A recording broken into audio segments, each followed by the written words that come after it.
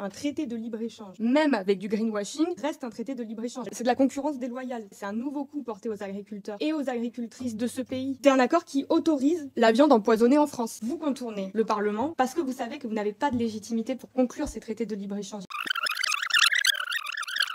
Vous m'invitez à m'exprimer sur le Conseil des ministres de l'Union européenne qui s'est tenu le 27 novembre dernier. Et nous avons surtout ratifié l'accord de libre-échange entre l'Union européenne et la Nouvelle-Zélande, le premier d'une nouvelle génération d'accords qui vise à remettre l'humain et la planète au cœur des accords commerciaux. Pendant très longtemps, on a dit que les accords commerciaux ne prennent pas assez en compte les questions environnementales ou les questions sociales. Et sous présidence française de l'Union européenne, nous avons mené une révolution dans les accords de commerce en ce qui concerne le Mercosur. Alors, ma conviction, c'est qu'il sera compliqué avec un certain nombre de pays du Sud d'avoir des accords globaux et qu'il sera plus intéressant d'envisager des accords sectoriels, là où nos intérêts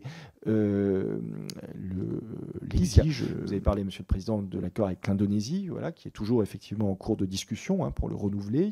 C'est également le cas avec le Chili, où nous avons eu un accord. Et nous pensons que le protectionnisme que vous défendez, à l'importation, il crée de l'inflation. On met des barrières.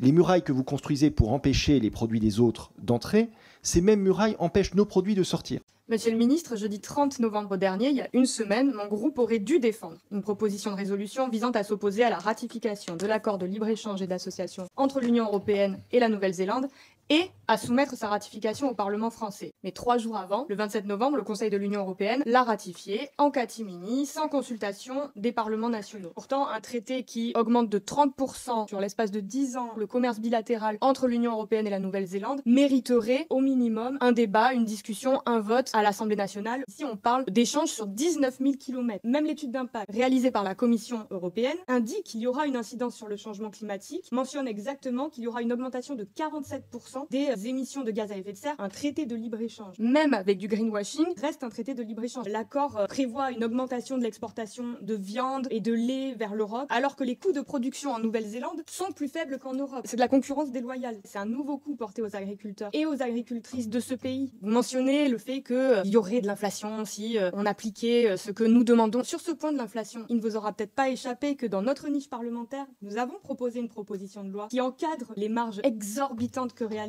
les industries de l'agroalimentaire et de la grande distribution avec des prix planchers pour les agriculteurs et les agricultrices. Vous l'avez rejeté. Donc c'est pas vrai que nous n'envisageons pas cet aspect-là. C'est un accord qui autorise la viande empoisonnée en France. Il autorise le contournement des normes sanitaires européennes. En Nouvelle-Zélande, il y a de l'atrazine dans la viande, un herbicide toxique, polluant. Cet herbicide est interdit dans la plupart des pays de l'Union européenne. Mais désormais, les Françaises et les Français pourront avoir de la viande qui vient de Nouvelle-Zélande et qui contient de l'atrazine. Et puis, je reviens sur l'enjeu démocratique qu'il y a à faire voter tous les accords de libre-échange par le Parlement français. Vous contournez le Parlement parce que vous savez que vous n'avez pas de légitimité pour conclure ces traités de libre-échange. Il y a pas moins d'une 50aine d'associations, de syndicats, de collectifs en Europe et en Nouvelle-Zélande qui s'opposent à ces accords de libre-échange.